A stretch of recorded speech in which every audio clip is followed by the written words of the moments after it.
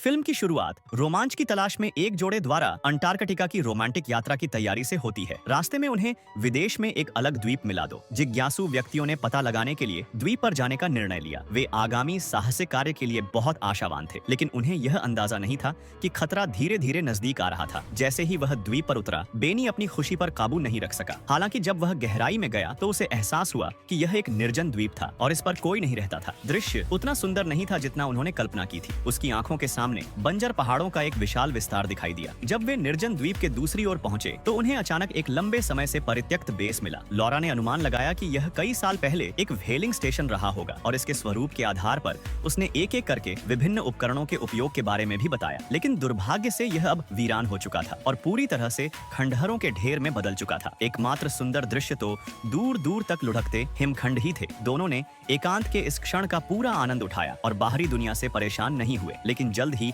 उन्होंने पाया कि आकाश काले बादलों, बिजली और गड़गड़ाहट से ढक गया था। जब दोनों व्यक्ति लौटने के लिए तैयार हुए तो बहुत देर हो चुकी थी। प्रचंड हवा और लहरों ने उन्हें आगे बढ़ने से रोक दिया और तूफान में जहाज भी डगमगाने लगा। दोनों के पास व्हेलिंग स्टेशन पर वापस लौटने और बारिश से बचने के लिए इसे अस्थायी आश्रय के रूप में उपयोग करने के अलावा कोई विकल्प नहीं था। लेकिन उन्होंने कभी यह उम्मीद नहीं की थी कि अगले दिन जब वे लौटने वाले थे तो उन्हें अचानक यह देखकर बहुत बुरा लगा कि उनकी नौका बिना किसी सुराग के गायब हो गई है।